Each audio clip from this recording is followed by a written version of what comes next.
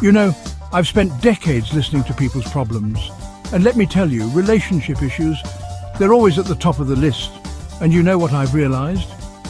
When it comes to love, people generally fall into three categories. You've got your mastered ones, your absent-minded ones, and your right life ones. Now don't get me wrong, I'm not here to put anyone in a box, but understanding these categories, it can be a real eye-opener. Let's explore these categories and see which one you belong to. Now these folks, they've been around the block a time or two. They've seen it all, done it all. Marriage, divorce, kids, been there, done that, got the t-shirt. Life's thrown them some curveballs and they've learned to hit them out of the park. They're not easily swayed by sweet talk or grand gestures. They know relationships can be fleeting and they're not going to waste their time on something that's not built to last. Now this can make them seem a little jaded, maybe even cynical. But here's the thing, they're just protecting themselves. They've been burned before and they're not eager to repeat the experience. Now these are the folks who seem to be perpetually caught up in the whirlwind of romance. They're all about that initial spark, that feeling of butterflies in their stomach. They crave the excitement of a new relationship, the constant attention, the validation. But here's the thing, they often mistake intensity for intimacy. They haven't learned that real love takes time, effort, and a whole lot of work. They're quick to jump into relationships, but they're just as quick to jump out when things get tough.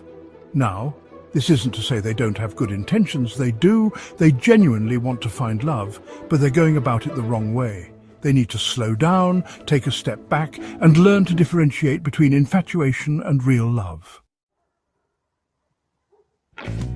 Chapter 3. The Right Life Ones. These are the folks who've learned from their experiences, both good and bad. They've had their hearts broken, maybe even shattered. But they've picked up the pieces, dusted themselves off, and come out stronger on the other side. They're not afraid to be alone and they're not desperate for a relationship.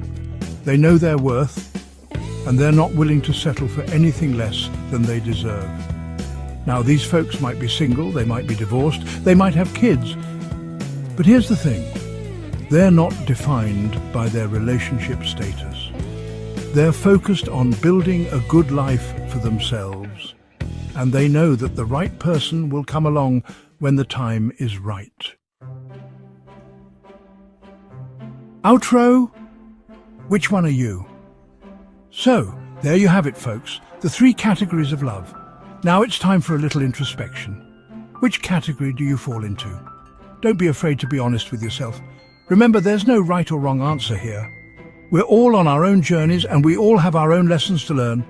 The important thing is to recognize where you stand so you can start making choices that lead you towards healthy, fulfilling relationships. Reflect on your experiences and see where you stand in the journey of love.